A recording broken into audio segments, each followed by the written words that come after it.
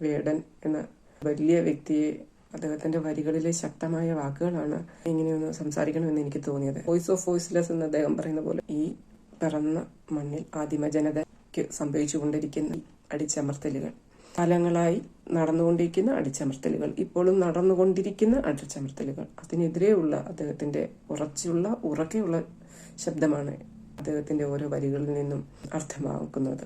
ഇനിയും അത് തുടരണം എന്ന് തന്നെയാണ് പല നന്മ നിറഞ്ഞ വ്യക്തികളുടെ ആഗ്രഹങ്ങൾ പോലെ എന്റെയും ആഗ്രഹം.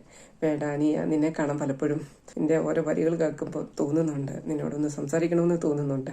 ഏത് രീതി പ്രസന്റ് ചെയ്യണമെന്ന് എനിക്കറിയില്ല. എന്തോ എനിക്ക് പറയാനുള്ളത് ഞാൻ പറയുകയാണ്. പറയുന്നത് വേടനോടാണ്. താങ്കൾ ഇത് കേൾക്കണം.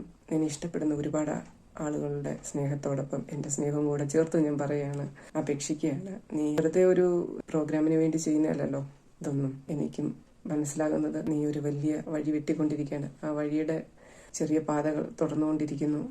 ആ വഴി വലിയ വഴിയാകട്ടെ. അതിലോട്ട് ഒരുപാട് ആളുകൾക്ക് സുഖമായി കയറി വരാൻ കഴിയട്ടെ. അതിന് നിന്റെ വാക്കുകൾക്ക് ശക്തി ഉണ്ടാകട്ടെ. കൂടുതലും ശക്തമായിട്ട് നീ തിരിച്ചു വാ. ആ വരവിൽ നീ ഒരിക്കലും ഒരു ലഹരിയുടെയും പിന്തുണ തേടാതെ ശക്തമായിട്ട് നീ നിൽക്കണം. എൻ്റെ കൂടപ്പിറപ്പിനോട് ഞാൻ വീണ്ടും അപേക്ഷിക്കുകയാണ്. ഒരു ലഹരിയുടെയും പിന്തുണ തേടാതെ ശക്തമായിട്ട് തീയായിട്ട്, കാട്ടുതീയായിട്ട് നീ കയറി വാ.